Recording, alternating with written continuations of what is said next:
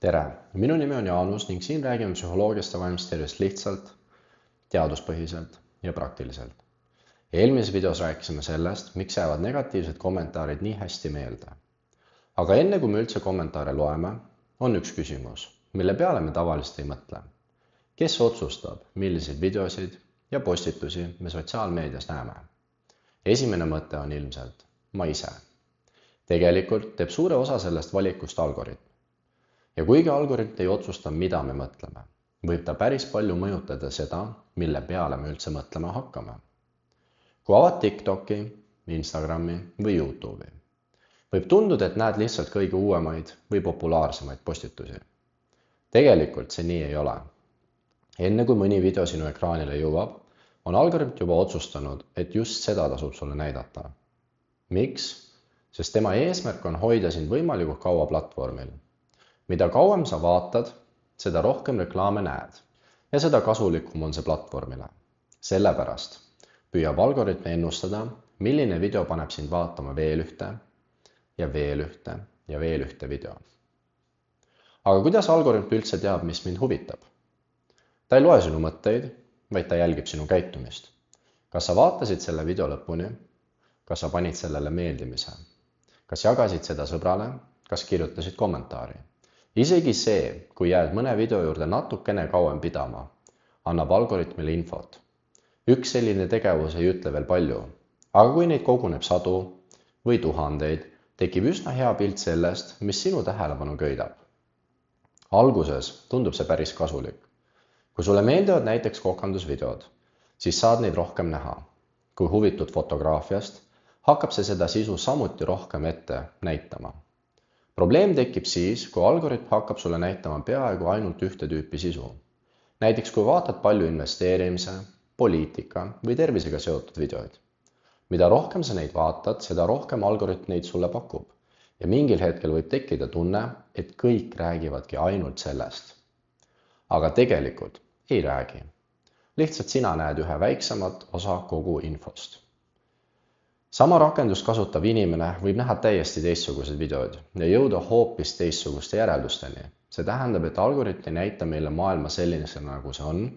Ta näitab seda osa maailmast, mis tema arvates meid kõige kauem vaatama jätab. Siin tuleb mängu üks huvitav psühholoogiline nähtus.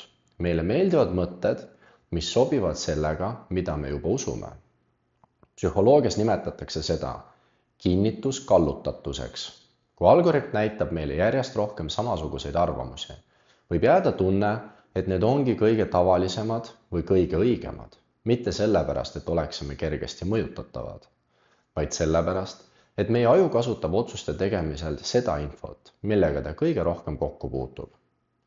See ei mõjuta ainult seda, mida me usume, see võib mõjutada ka seda, kuidas me ennast tunneme. Oletame, et inimene tunneb end viimasel ajal kurvalt või üksildaselt. Ta hakkab vaatama sellel teemal mõnda video. Algoritm näeb, et selline sisu hoiab tema tähelepanu ja hakkab pakkuma järjest rohkem samasuguseid videoid. Mõne aja pärast võib tema voog olla täis kurbust, üksindust või vaimse tervisega seotud lugusid. See võib jätta mulje, et kõik inimesed tunnevad end halvasti või et olukord on hullem, kui see tegelikult on. Sama võib juhtuda ka ärevusega. Kui inimene otsib infot oma sümptomite kohta, võib algoritm hakata näitama üha rohkem ärevuse, haiguste või hirmudega seotud sisu. See ei tähenda, et selline info oleks vale. Aga kui näed iga päev ainult seda, võib aju hakata arvama, et ohud on igal pool ja see võib omakorda ärevust veelgi suurendada. Seetõttu tasub tähelepanu panna mitte ainult sellele, kui palju me sotsiaalmeediat kasutame, vaid ka sellele, millist sisu me seal iga päev näeme. Meie enesetunnet ei mõjuta ainult see, mis meie elus toimub. Seda mõjutab ka info, millega me ennast iga päev ümbritseme. Kas see tähendab, et algoritm kontrollib meie mõtteid? Kindlasti mitte. Lõpuks otsustab ikka inimene ise, mida ta usub. Aga algoritm mõjutab seda, millist infot me kõige rohkem näeme ja sellel võib olla palju suurem mõju, kui esmapilgul tundub. Kui kuuled või näed ühte ja sama mõtet iga päev, hakkab see ajule tunduma tuttavama. Ja mida tuttavam mingi väide on, seda lihtsam on seda uskuda. See ei tähenda, et väide oleks õige. See tähendab lihtsalt, et meie aju eelistab tuttavaid asju. Aga mida selle teadmisega siis teha? Esimene soovitus. Vali teadlikult, mida sa vaatad. Kui märkad, et sinu voog tekitab sinus pidevalt ärevust, kurbust või tunnet, et sa ei ole piisav, tasub mõelda, kas see sisu aitab sind või hoopis kurnab. Sa ei pea vaatama kõike, mida algoritm sulle ette annab. Teine soovitus. Märka, kuidas sa ennast tunned. Pärast sotsiaalmeedia kasutamist küsi endalt, kuidas ma ennast praegu tunnen. Kui tunned end sagedamini halvasti, kui enne telefoni avamist, võib olla aeg oma infovoog üle vaadata. Kolmas soovitus. Anna algoritmile uusi signaale. Algoritm õpib sinu käitumisest. Kui hakkad teadlikult vaatama rohkem sisu, mis õpetab, inspireerib või lihtsalt teeb tuju paremaks, hakkab ta aja jooksul ka seda rohkem soovitama. See tähendab, et sa saad oma infovoogu ise tasapisi kujundada. Kui sellest videost jääb meelde ainult üks mõte, siis olgu see järgmine.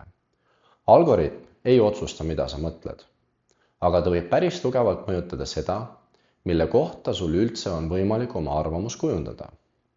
Järgmises videos räägime sellest, miks on sotsiaalmeediat kasutades järjest raskem keskenduda ja miks võib isegi mõni minut järjest õppimist tunduda keerulisem kui varem.